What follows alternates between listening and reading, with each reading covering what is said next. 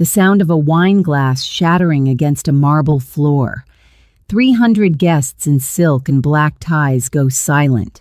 A string quartet stops mid-note, and at the altar of the most expensive wedding Seoul has seen in a decade, Kang Ji-soo, a man whose name makes prosecutors lose sleep, stands frozen, not because of the glass, because of the 3 small children standing in the aisle, laughing. Here's what you need to understand. 41 months ago, Kang Ji-soo buried his wife. There was a death certificate, a hospital record, a closed casket that he never opened, because a man like him doesn't grieve publicly. He grieves in decisions. His wife, Amara Carter, was declared dead at 11:47 p.m. on a Tuesday. But the woman now stepping out of the service corridor of this 5-star wedding venue, she has Amara's face, Amara's walk, and she's looking at those 3 children, the oldest of whom has Jisoo's exact eyes, like they are the only reason she is breathing. Do the math. 41 months. The triplets look roughly 3 years old, which means whoever this woman is, she was pregnant when she died. And the bride standing next to Jisoo right now, her fingers just went to her collarbone, touching a pearl necklace, and her face has gone white. Not surprised. White. Caught white. If you think this is a story about a woman coming back from the dead, you're wrong. This is a story about who killed her in the first place, and I promise you, the answer is not who you think. Subscribe to Aurora Love Saga and hit that bell, because what happens next changes everything you think you know about loyalty, about silence, and about the terrifying difference between protecting someone and destroying them. Now, let's go back 41 months to the night Kang Ji-soo signed a document that would ruin his life. The Shilla Hotel Ballroom. April.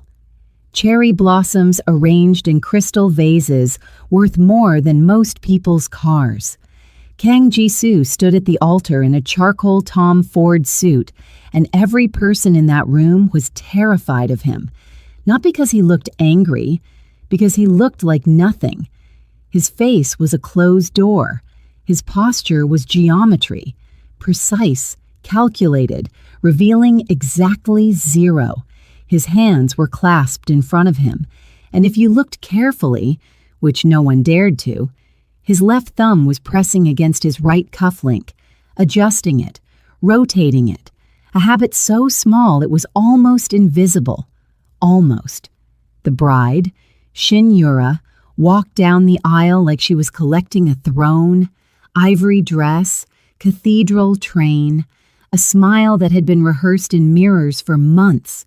Her fingers drifted to the string of pearls at her collarbone as she reached him, a gesture she made whenever she needed to steady herself or whenever she was performing.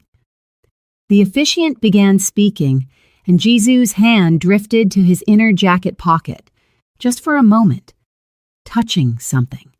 A folded document he'd carried for over 3 years. He'd never shown it to anyone. The document in his pocket. The audience reads this as guilt, as proof he was involved in whatever happened to Amara. A man doesn't carry evidence of innocence. He carries evidence of what haunts him. The officiant asked if anyone objected. Silence. But here's the thing about silence in a room full of powerful people. It doesn't mean agreement. It means everyone is waiting to see who moves first. Nobody moved, and that was the last peaceful moment of the evening. Because 30 seconds later, a side door opened, and 3 children, 2 boys and a girl, all roughly 3 years old, tumbled into the ballroom like a small, beautiful hurricane. But that's not where we start. Not really.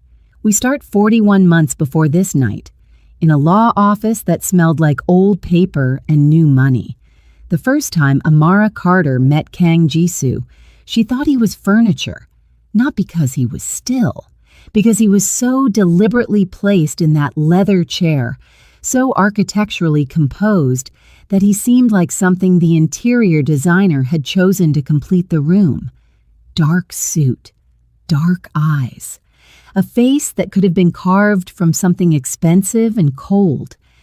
She sat across from him in the offices of Juan and Park Legal, wearing a blazer she'd bought secondhand and shoes she'd polished herself that morning, and she did not blink first.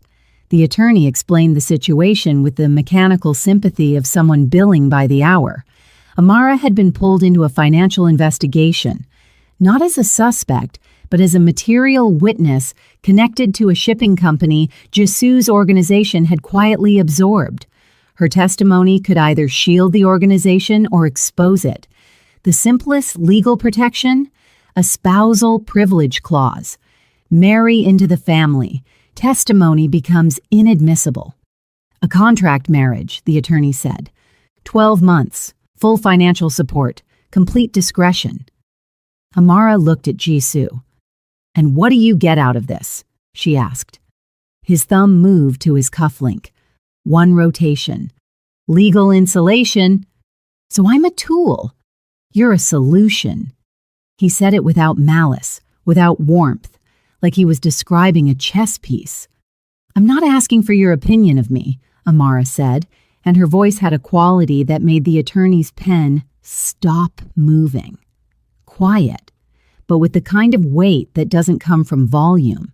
It comes from someone who has decided exactly where their line is.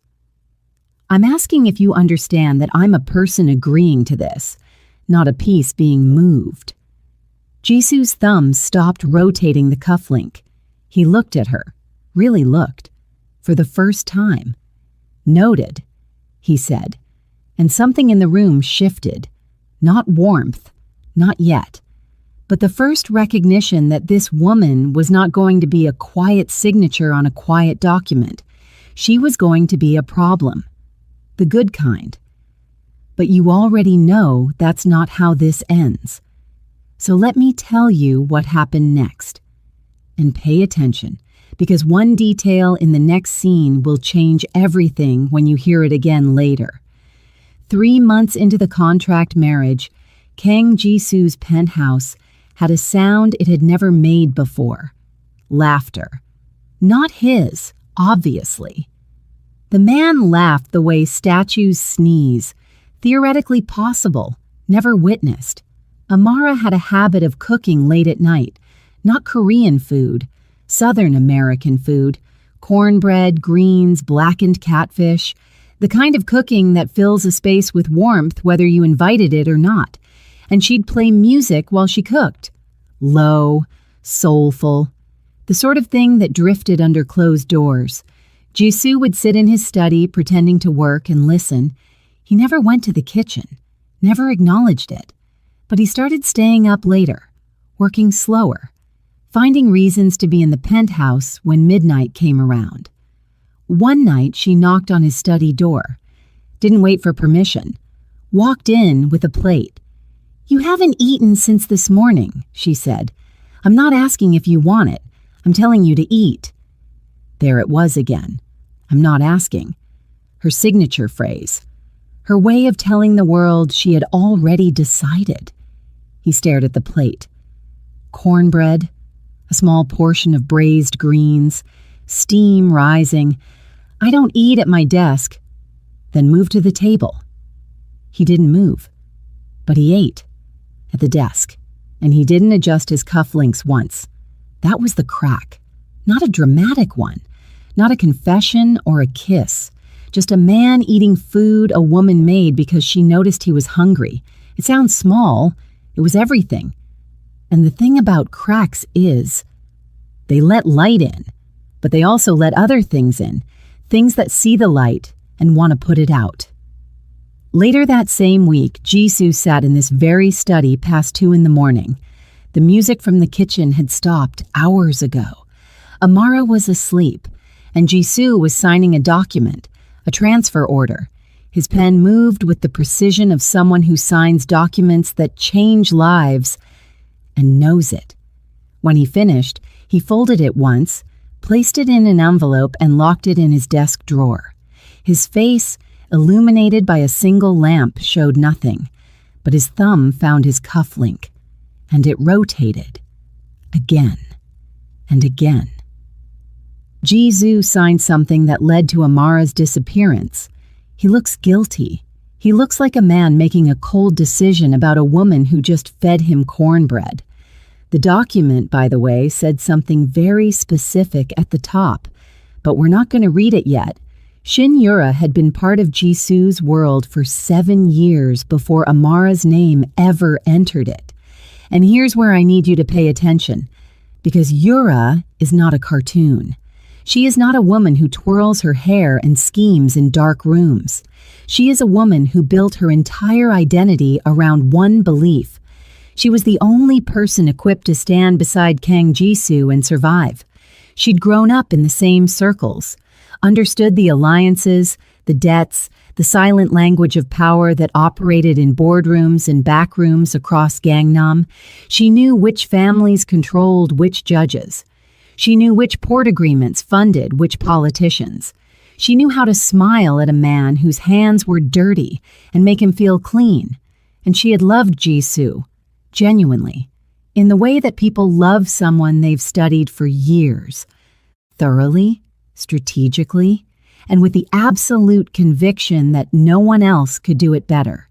So when the contract marriage happened, Yura didn't panic. 12 months, legal necessity, she understood. But then she started hearing things. That Amara wasn't staying quiet. That Amara was asking Jisoo questions no one asked him, not about business, but about him. That Amara had rearranged the kitchen. That Amara made him eat. And worst of all, that Jisoo had started coming home earlier. Yura watched this from the outside, and for the first time in 7 years, she felt something she had never allowed herself to feel. Fear. Not jealousy. Fear. Because she genuinely believed that if Jisoo softened, if he let this woman pass the walls that kept him alive, his enemies would eat him whole. Love wasn't a luxury in their world, it was a liability. And Amara, brilliant as she was, did not understand the cost. Then the information arrived. Amara was pregnant, not just pregnant, carrying triplets. Yura sat in her apartment in Cheongdam-dong, staring at the medical report her contact had provided, and her fingers went to the pearls at her collarbone. She held them for a very long time. When she finally spoke, it was to the empty room. He'll never leave now. And in her mind, that meant one thing. He'll never survive. She picked up the phone and called Dr. Moon Ji-hyuk. What she asked him to do would destroy 3 lives. What she believed she was doing was saving one. But here's the line that locks it. 2 weeks later, Yura sat across from Jisoo in his office, and she said calmly, "The arrangement is in place. Everything will be handled." Jisoo looked at her with that closed-door face, and he said, 4 words that will haunt this story. It had to be done. Jisoo agreed. Jisoo knew. And that's the moment love turned into war. But the first casualty wasn't Amara. It was the truth. Dr. Moon Ji-hyuk was not a brave man. He was a competent one, board-certified, respected at Seoul National University Hospital, the kind of doctor who kept his head down, did exceptional work, and never ever asked where his funding came from. When Yura contacted him, she didn't just offer money. She mapped out exactly what would happen to his career, his license, and his family if he refused. Then she offered the money anyway, because Yura understood that a person controlled by both threat and reward is controlled completely. Ji-hyuk agreed. The plan was clinical. During a routine monitoring visit for Amara's high-risk pregnancy, he would fabricate a critical complication, emergency protocols, transfer to a restricted ward, and then a death certificate filed before morning. Simple, clean, paper trail perfect. But here's what Yura didn't calculate. When the moment came, When Ji-hyuk stood over Amara, unconscious from the sedative he'd administered, monitors beeping softly in the half-dark of a hospital room that smelled like antiseptic and lies, he saw her hands. They were resting on her stomach, curved around the shape of the 3 lives growing inside her, protective even in unconsciousness, and Ji-hyuk's hands started shaking. He filed the death certificate. He followed the protocol. To the world, to every system that mattered, Amara Carter was dead as of 11:47 p.m., a Tuesday in October. But he didn't let her die. He moved her, off the grid, out of the hospital's records, into a small clinic in Incheon run by a colleague who owed him a decade-old favor and knew better than to ask questions. Then he did something that would take years to understand. He gave Amara the money, every one that Yura had paid him, placed it in an envelope next to the bed where Amara would wake up. When she opened her eyes, disoriented and terrified, he told her the truth. To the world, you're dead. The woman who arranged this will not stop, and the man you married. He hesitated. What about him?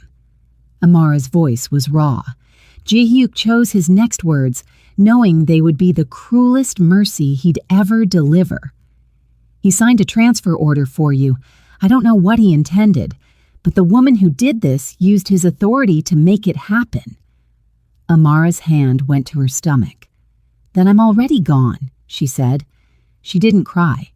Not then. The crying would come later. Weeks later, in a rented room above a laundromat in Busan, at 3 a.m, when the weight of being alive and being erased hit her simultaneously. But in that moment, she was made of iron. She took the money. She left. And she carried 3 futures inside her into a world that had just declared her non-existent. And here's what no one, not Yura, not Ji-hyuk, not even Amara herself, knew yet. The transfer order Jisoo signed, it wasn't what any of them thought it was. But that truth was locked in a desk drawer in a penthouse. And the only person who knew what it really said was a man who had just been told his wife was dead. This is the part of the story that breaks differently, because Amara didn't just survive. She didn't curl up and wait for rescue. She took the wreckage of her life and she built something from it. And the building almost killed her twice. Busan, a city that didn't know her name, a country whose language she spoke imperfectly, but whose rhythms she had absorbed during 3 months in Jisoo's penthouse. She found a room she could afford. She found a clinic that would accept cash. She found a version of herself she didn't know existed. The pregnancy was brutal. Triplets. High risk. She spent 2 weeks on modified bed rest in that rented room, eating rice and kimchi from the convenience store downstairs, talking to her stomach because there was no one else to talk to. She faced the particular cruelty of being a black woman alone in a foreign country. The stares that lasted too long, the landlord who almost refused her, the nurse at the clinic who spoke to her slowly as if she might not understand, until Amara responded in Korean sharp enough to make the woman's eyebrows climb. The birth was early, 34 weeks, an emergency that happened at 2 a.m. with only 1 doctor and 1 nurse, and Amara's own voice counting through contractions that felt like the earth splitting open. 3 children. The first boy came out screaming, with dark eyes that held an unsettling focus. Jisoo's eyes in a miniature face. The second boy was quieter, watchful, with Amara's composure already visible in the way he went still instead of crying. The girl came last, and she smiled, or her face made the shape of a smile, which is different, but Amara chose to believe it was real. She named them herself, Haniul, Sky, Seo-jun, Auspicious Truth, Nari, Lily. And then she lived. Years passed, not in a montage, in the accumulation of 10,000 small decisions, working night shifts at a translation firm, learning to soothe 3 crying infants with only 2 hands, watching Korean dramas to improve her fluency while the triplets slept on a mattress on the floor. She became sharper, harder in places, softer in others. The kind of woman who walks into a room and you can feel the boundary before she even speaks. "I'm not asking" became a philosophy, not just a phrase. She wasn't asking for permission. She wasn't asking for sympathy. She wasn't asking to exist. She just did. And here's a small, ironic detail that deserves a dark little laugh. By the time the triplets were 2, Hanul, the one with Jisoo's eyes, had developed a habit of adjusting his shirt cuffs when he was thinking hard about something, pulling at them, straightening them. A gesture no one had taught him, a gesture inherited from a man he'd never met. Genetics are petty like that. But while Amara was building, something else was happening, something she didn't know about, something happening back in Seoul, in a penthouse that now echoed differently. And that something brings us to a question you need to sit with for a minute. What was Kang Jisoo doing for those 3 years? Here's what the world saw. Kang Jisoo, after the death of his contract wife, continued operating exactly as expected. Board meetings, territory negotiations, political alignments. The empire didn't pause. The machine kept running. Here's what the world didn't see. 3 private investigators, hired sequentially, each tasked with one job. Find inconsistencies in Amara's death record. Find the body. Find the truth. The first investigator found nothing. The records were immaculate. Ji-hyuk's work was clean. The second investigator found a single anomaly, a gap in the hospital's transfer logs, a 4-hour window where no records existed, and then abruptly quit the case, citing personal reasons. The third investigator was better. She found the anomaly, traced it to a secondary system backup, and pulled a partial file showing that a patient had been moved from the ward Amara was in, not to the morgue, but to an unlisted vehicle bay. She brought this to Jisoo on a rainy Thursday in his office. He sat behind his desk and read the report. His thumb went to his cufflink and stayed there. "This suggests she was moved alive," the investigator said. "I know what it suggests." "What do you want me to do?" Jisoo was silent for 11 seconds. The investigator counted, "Find her." But the trail went cold in Incheon, then cold again in Busan. Every lead dissolved, every thread snipped, as if someone was deliberately erasing the path behind Amara. He searched, but he also said it had to be done to Yura about the arrangement. So which is it? Was he searching for real or searching for show? Assumes the latter. He's performing grief. He's covering his tracks. The search was theater.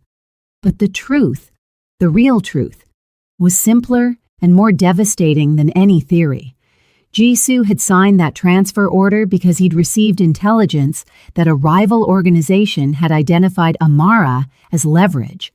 The transfer was supposed to move her to a private, secure medical facility outside Seoul's grid. It was protection, pure, strategic, unsentimental protection. The only language he knew, Yura intercepted the transfer authorization, used it as institutional cover for her own operation. The hospital staff who processed Amara's death saw Jisoo's signature on the transfer and assumed it was all sanctioned from the top. His shield became the weapon used against the person he was trying to shield, and he never knew until now. But we're getting ahead of ourselves. Because right now, the story needs you back at that wedding, where 3 children are standing in an aisle, and a dead woman is very much alive. Amara didn't come back for revenge. This is important. Hold it in your mind because everything that follows will tempt you to forget it. She came back because of a photograph. Nari, the youngest by 4 minutes, the girl with the smile, had found a Korean entertainment magazine in the waiting room of a dentist's office. and on the cover was a picture of a man in a suit at a press event. She'd brought it home and said, with the devastating simplicity of a 3-year-old, "Yama, that man has Hanul's eyes." Amara had taken the magazine, looked at the cover, and felt the floor tilt. Kang Jisoo announces spring wedding to Shin Yura. She could have burned the magazine. She could have moved again. She could have continued being dead. Instead, she bought 3 small outfits, booked a train to Seoul, and applied for a temporary catering position at the Shilla Hotel, where the wedding of the year was being held.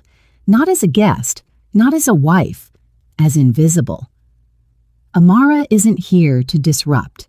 She's here to observe, to see who Kang Jisoo has become without her. She will place herself in his orbit and watch what he does when the truth surfaces, and how it surfaces will be unplanned, chaotic, driven by 3 toddlers who don't understand the concept of staying hidden. But her real test is this: when he sees her alive, will his first instinct be control? Managing the situation, the optics, the room? Or will it be something else? He doesn't know this is a test. He doesn't know she's watching not his words, but his hands. She arrived 3 hours before the ceremony, changed into the catering uniform, put her hair up, kept her eyes down. The triplets were with a trusted friend in a service room on the hotel's 2nd floor with strict instructions. Stay. Here. Do not move. But if you've ever met a 3-year-old, you know that strict instructions are suggestions written in disappearing ink. Amara moved through the ballroom carrying champagne flutes, invisible, unremarkable. Just another face in a uniform that powerful people don't bother looking at. She passed within 6 feet of Yura, who was adjusting her veil in a hallway mirror. Pearls at her collarbone, steady hands, the face of a woman who had already won. Amara felt nothing, or rather, she felt everything, compressed into a shape small and hard enough to swallow. She had one job: watch, assess, decide. And then Hanul found the staircase. Here's what happened in the 90 seconds that detonated Kang Jisoo's carefully constructed world. Hanul, who had inherited his father's instinct for finding the most strategically important room in any building, had slipped away from the babysitter. Seo-jun followed because Seo-jun always followed Hanul. Nari followed because she heard music, and Nari always followed music. They found the ballroom the way water finds a crack, inevitably. The doors opened. 3 small figures in matching outfits tumbled into the aisle between 300 frozen guests. Hanul walked with focus. Seo-jun walked with caution. Nari twirled. And then Nari, because she was 3 and because the world was a stage, looked up at the tall man at the altar and said, loudly enough for the first 4 rows to hear, "Yama, the Eye Man!" Jisoo's world stopped. Not metaphorically. His autonomic systems actually appeared to stall. His chest didn't move. His eyes, fixed on the little girl who was pointing at him with absolute certainty, went wide in a way that 300 guests had never witnessed from this man. His thumb went to his cufflink. Pressed. Didn't rotate. Just pressed. Like he was trying to hold on to something solid. Then his gaze tracked backward from the children, down the aisle, through the chaos of murmuring guests and confused security, to the service corridor, where Amara stood. She hadn't planned to be seen, but when your 3-year-old announces your presence to a room full of Mafia-adjacent elites, plans adjust. She stepped forward, removed the catering apron, stood in the aisle in a simple black dress she'd worn beneath the uniform, and she looked at Kang Jisoo with an expression that contained 3 years, 3 children, and 300 reasons to burn this building to the ground. She didn't burn it. She said, "I'm not asking for anything. I came to see the truth." Jisoo's hand dropped from his cufflink to his side, open, empty. and Yura's fingers went to her pearls, gripping, not touching, gripping. For a moment, it looks like this is the climax. The revelation. Jisoo sees Amara. The wedding stops. The truth is out. The audience expects reconciliation or confrontation. But watch what happens next, because Amara's test hasn't been passed yet. It hasn't even started. Jisoo took one step off the altar platform. His security detail moved, 4 men in black shifting like chess pieces, and he stopped them with a hand. "Clear the room." His voice was quiet, but it carried the weight of a man who has never had to repeat himself. "Jisoo," Yura started. "Clear the room." Here's where he failed. "Let me ask you something, and I want you to actually answer this in the comments. If you were Amara, standing in that aisle with your 3 children, what would you need to see from this man? Not hear, see. What would his body need to do? Because what Jisoo did was this. He looked at Amara, then at the children, then at Yura, and his face closed. The door shut. The geometry returned. He reached for his cufflink. He defaulted to control. "We will discuss this privately," he said, and his voice was the temperature of January. Amara watched his hands, saw the cufflink, saw the door close, and she had her answer. His first instinct is management, not humanity. Control, not connection. He fails spectacularly, publicly, visibly, irreversibly. But how he fails matters. His hands were shaking when he reached for that cufflink.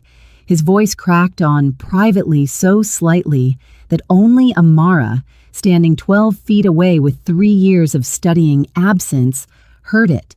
He wasn't cold. He was terrified.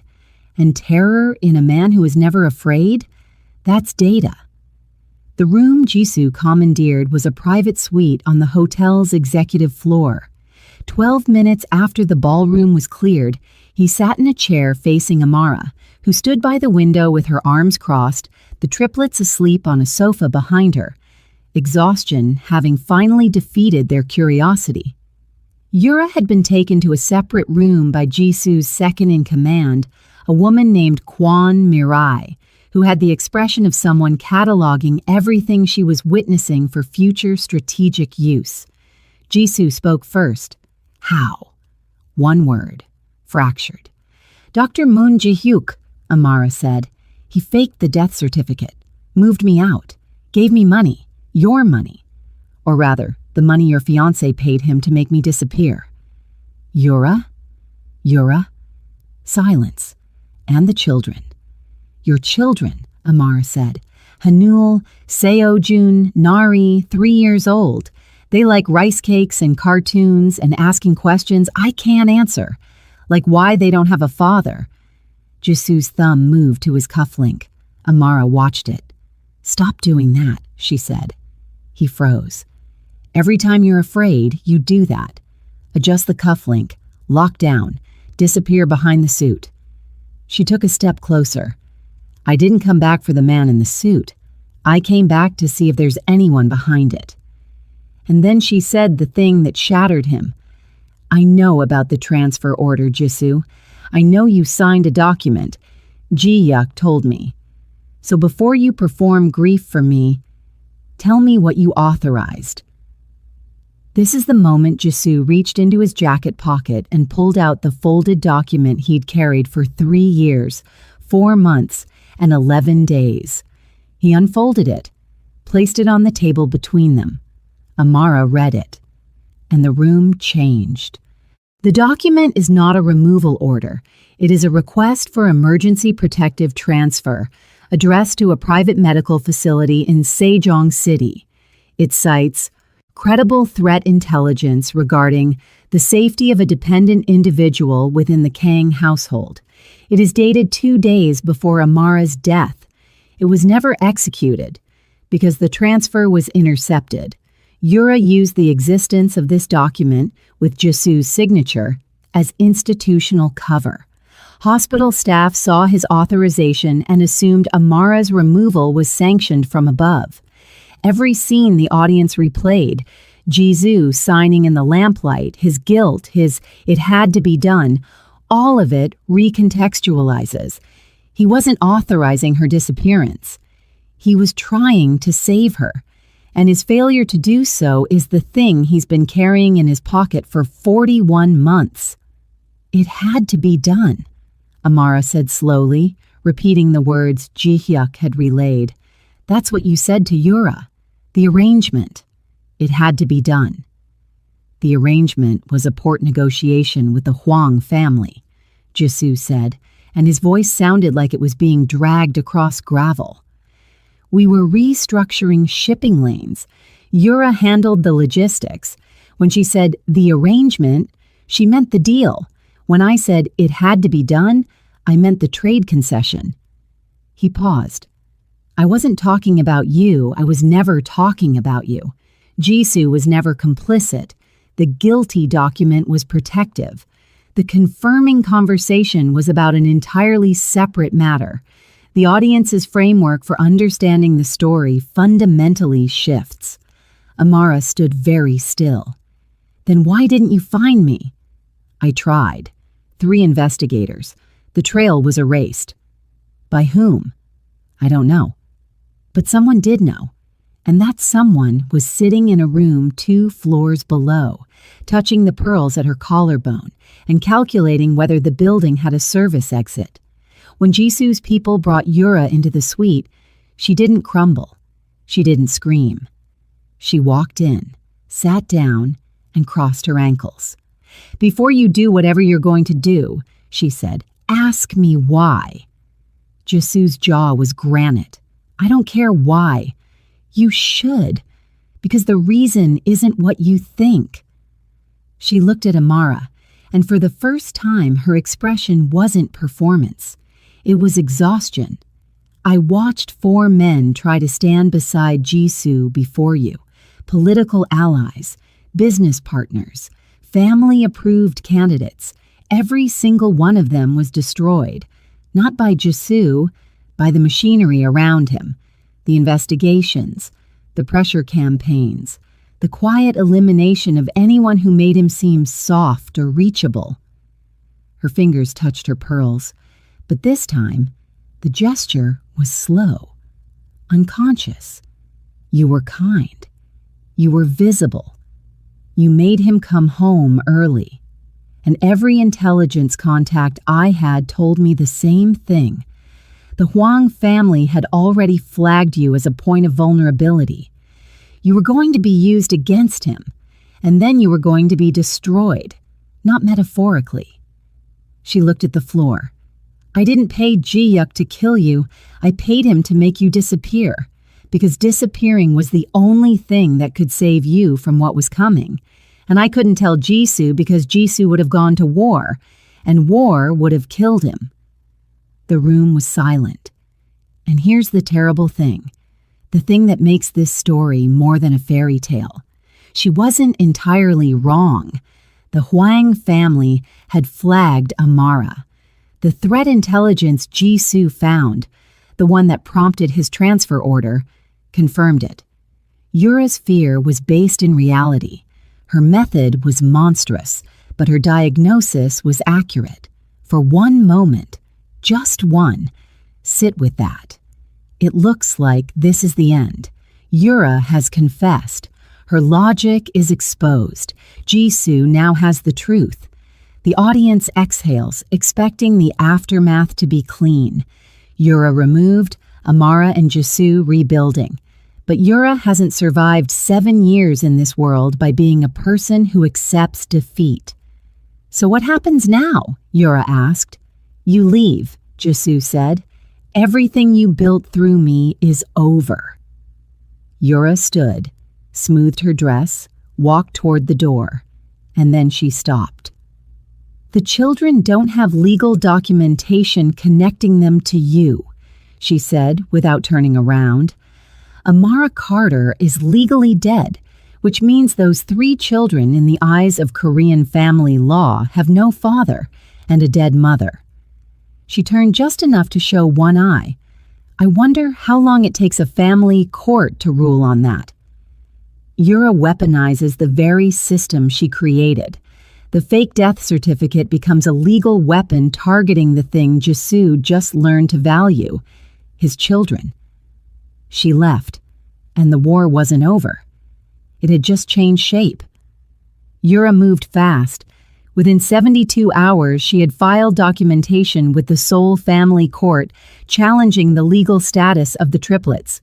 3 children born to a legally dead woman and a man with no registered paternal claim. In the eyes of the bureaucracy, Hanul, Seo-jun, and Nari were ghosts. Simultaneously, she triggered a financial audit through contacts in the tax authority. Documents that connected Jisoo's organization to the hospital, where Amara's death was faked, implicating him in the fraud. His assets were flagged, his accounts frozen pending review. 2 attacks, synchronized, designed to force Jisoo into choosing fight for the empire or fight for the children. He couldn't do both, not in time. And this is where the story nearly broke Kang Jisoo. Because the man who controlled everything, who moved through rooms like a weapon, who signed documents that rearranged economies, sat in his penthouse study at 2 a.m. staring at a legal brief and realized he had no move, not as a boss, not as a strategist, not as the man in the suit. The cufflink adjustment came and went, came and went, came and went. Then Amara opened the study door, without knocking, carrying a plate. "You haven't eaten," he looked up. "How did you get past security?" "I'm not asking about your security. I'm telling you to eat." She placed the plate on his desk. Cornbread, braised greens, steam rising. The exact same meal she'd made 3 years ago in this exact same room. And Jisoo broke. Not dramatically, not with sobs or speeches. His shoulders dropped by 2 inches. His hand came off the cufflink and pressed flat against the desk, and he exhaled, a sound that had been trapped in his chest for 41 months. "I don't know how to fix this," he said, and those 6 words cost him more than any contract he'd ever signed. Amara sees it. He isn't performing. He isn't managing. He's admitting for the first time in her presence that he is outmatched. She changes the criteria. The new test is about this. Can he be afraid in front of her? Can he let the suit come off? "You don't fix it as a boss," Amara said. "You fix it as their father." "I don't know how to do that either." "No, you don't. And that's the first honest thing you've said to me since I came back." She sat down across from him, the same configuration as the lawyer's office 41 months ago, except this time neither of them was pretending. "I need to tell you something," Jisoo said, "and it's going to make you hate me before you understand me.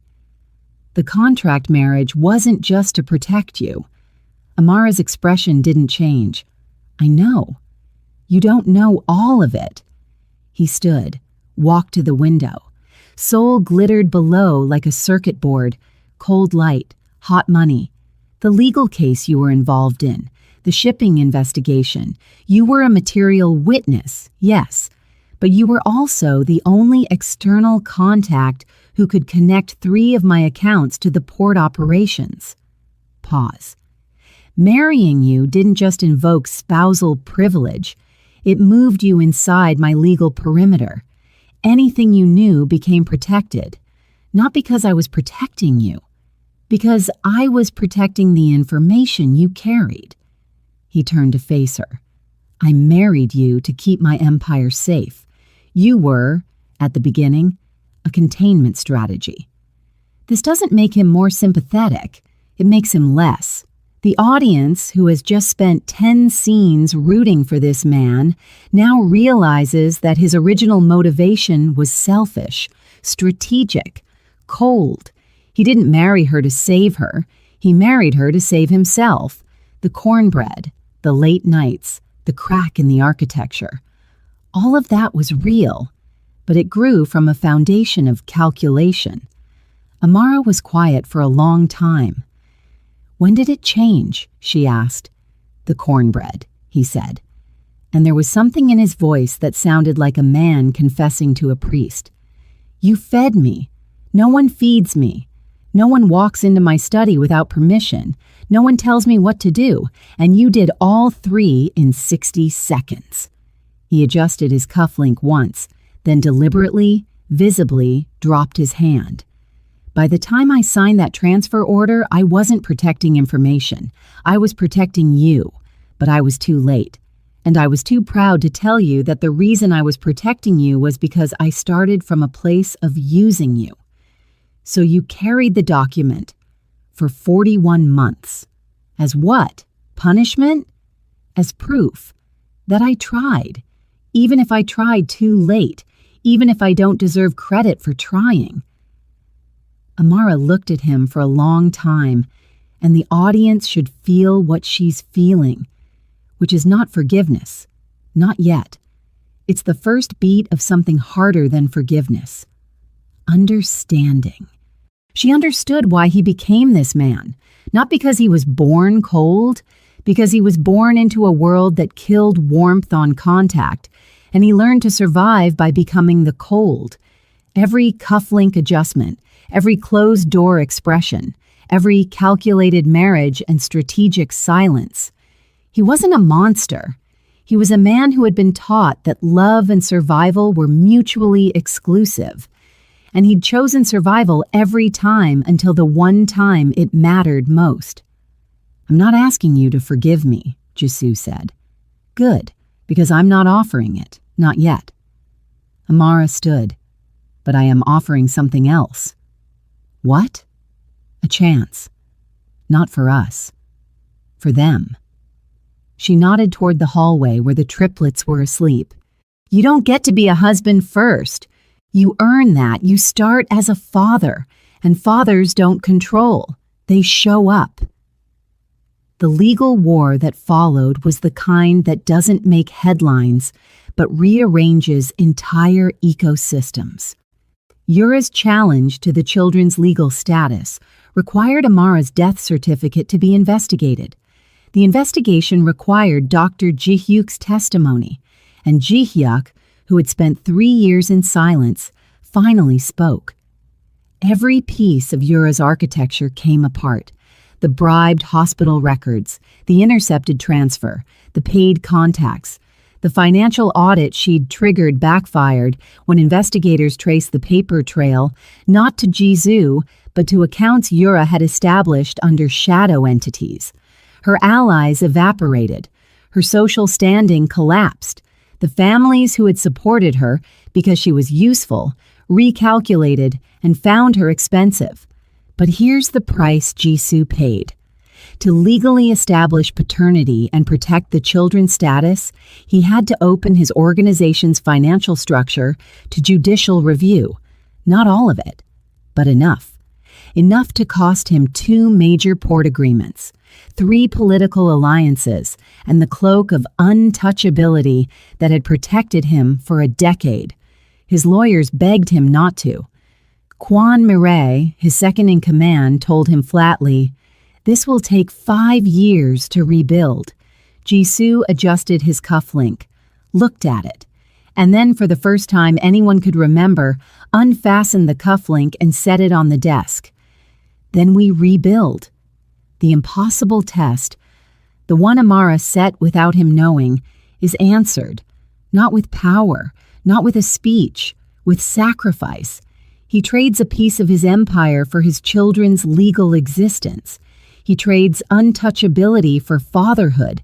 And the thing that costs him, it's not money, it's identity. The cufflink, his armor, his tell, his habit of hiding behind precision, comes off. The weeks that followed were not cinematic. They were Tuesday mornings and Thursday evenings. Jisoo sitting on the floor of Amara's Busan apartment because she refused to move back to Seoul. trying to get Nari to eat vegetables while Hanil studied him with those unsettling, familiar eyes, and Seo Jun quietly stacked blocks in the corner. He was bad at it. Spectacularly, painfully bad. He held Nari like a fragile contract. He spoke to Hanul in a voice more suited to board negotiations than bedtime stories. He sat so stiffly on the floor that Amara actually laughed. The first time she'd laughed in his presence in over 3 years. "You look like a man being held hostage by toddlers," she said. "I am being held hostage by toddlers. Welcome to parenthood." Slowly, in increments measured in rice cakes and finger paintings, and the gradual descent from chair to floor to lying flat on his back while Nari used his chest as a stage for her stuffed animals, Kang Ji-soo became a father, not a good one, not yet, but a present one. And Amara watched, measured, evaluated, not with the cold eye of a judge, with the careful eye of a woman who had learned that trust is not given. It is assembled piece by piece from evidence. The evening it changed was unremarkable. No orchestras, no dramatic lighting, no 300 guests in silk. It was a Wednesday. The triplets were asleep. Amara and Jizou sat on her apartment balcony in Busan, overlooking the harbor. The city hummed distantly. "Hanil does the thing with his cuffs," Amara said. "What thing?" "Your thing. When he's thinking, he adjusts whatever's on his wrists, watches, bracelets, sleeves." Jisoo was quiet. "He's never met you before 6 months ago, and he does your gesture." "Genetics." "No, legacy." Amara turned to look at him. "That's what I was afraid of. That your world, the one that teaches you to close doors and adjust cufflinks instead of feeling things, would reach them no matter what I did. And now I've watched you sit on a floor for 6 months. Burn rice. Let Nari paint your face. Read the same bedtime story 47 times without once trying to negotiate a shorter version." She paused. "You're teaching them something different. You're teaching them that the man who adjusts his cuffs can also take them off." Jisoo didn't adjust anything. His hands were open on his knees. "I'm going to say something," Amara said, "and I'm not asking for a response. I'm not asking for a promise. I'm telling you a fact." He waited. "I'm giving you a chance. Not because you earned it perfectly, because you earned it honestly. And that's harder." She reached over and took his hand, not dramatically, the way you pick up something you've decided to keep. Not as a boss, as a man. And if you close that door again, if I see the cufflink go back on his armor, I will walk out with those 3 children, and you will not find us this time, because this time I'll make sure of it. I understand. I'm not asking if you understand. I'm telling you." He almost smiled. Almost. The corner of his mouth moved a millimeter, the seismic equivalent of a laugh from anyone else. "Noted," he said. The same word he'd said in the lawyer's office 41 months ago, but weighted entirely differently now, full of everything that had happened between then and now. They sat in silence. The harbor lights shimmered on the water. Inside, Hanul rolled over in his sleep and adjusted the cuff of his pajama sleeve. And somewhere in Seoul, in the top drawer of a penthouse desk that Jisoo no longer used, a folded document sat in the dark. It had done its job, not as evidence, not as protection, as proof that even in the coldest architecture, someone had been trying to leave the light on. That was the story of Kang Ji-soo and Amara Carter, a story about the difference between silence and truth, and the terrifying moment when you realize that the thing you stayed quiet to protect is the thing your silence destroyed. If this story made you feel something, if you gasped, If you rewound, if you sat with that recontextualization moment and replayed every earlier scene in your mind, then you belong here. Subscribe to Aurora Love Saga, hit the bell, and tell me in the comments, what would you have done in Amara's place? Would you have given him the chance or walked away for good? The next story drops soon, and trust me, it starts with a scene that will make this one look like a warm-up. See you there.